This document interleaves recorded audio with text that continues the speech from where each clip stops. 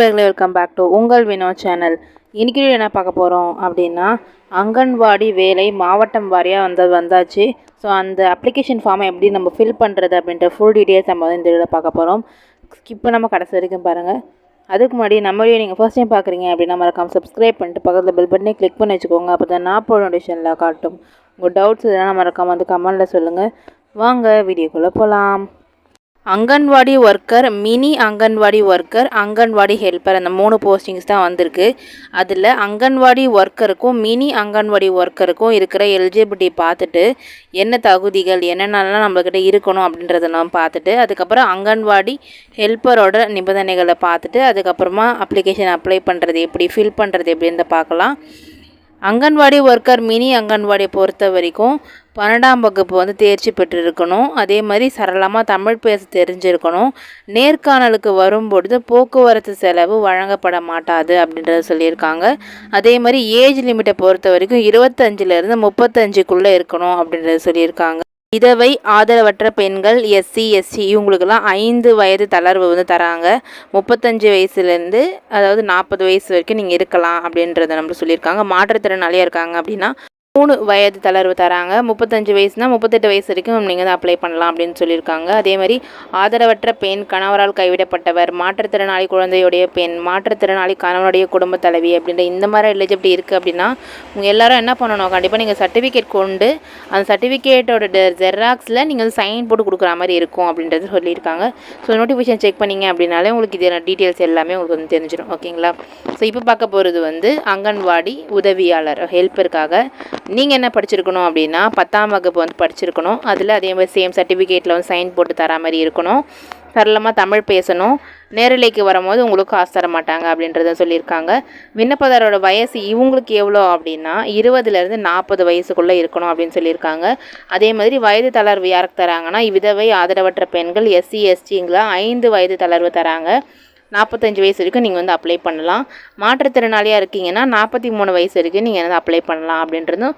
மற்ற எல்லாமே அதே anganwadi worker, mini anganwadi worker, anganwadi helper 3 பேருக்கும் மீதி எல்லாமே சேம் தான். இந்த வயதும் குவாலிஃபிகேஷன் மட்டும்தான் மாறும்.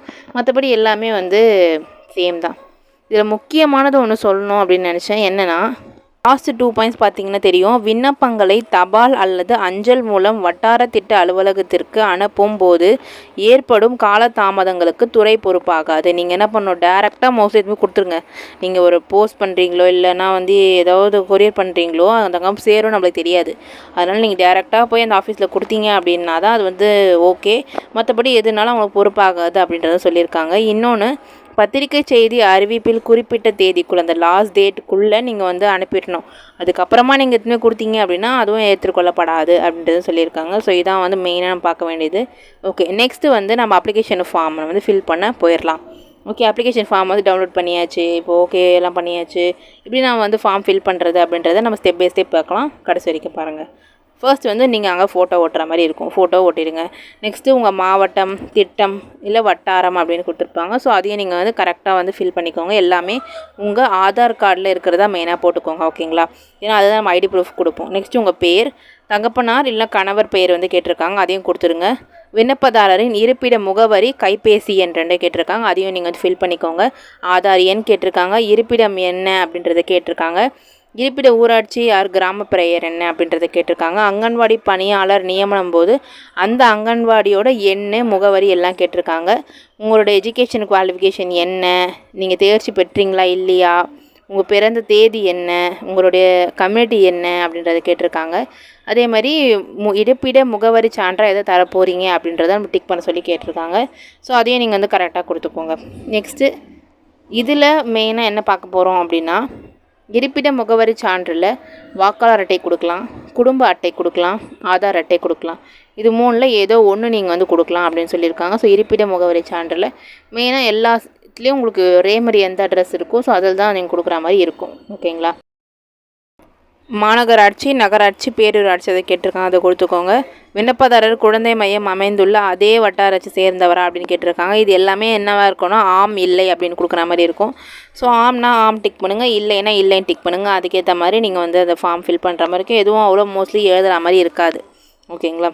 ஸோ அதையும் நம்ம கொடுத்துக்கலாம். அதே மாதிரி விண்ணப்பதாரர் குழந்தை மையம் அமைந்துள்ள வார்டு அருகில் வார்டை சேர்ந்தவரா, விண்ணப்பதாரர் குழந்தை மையம் அமைந்துள்ள வார்டின் எல்லையில் அருகினுள்ள அடுத்த வார்டை சேர்ந்தவரா, அதுமாதிரி கேட்டிருக்காங்க. நெக்ஸ்ட் வந்து கிராமத்தில் உள்ள குழந்தைகள் மையங்களில், அதாவது ஊரகம் வச்சு சொல்லியிருக்காங்க.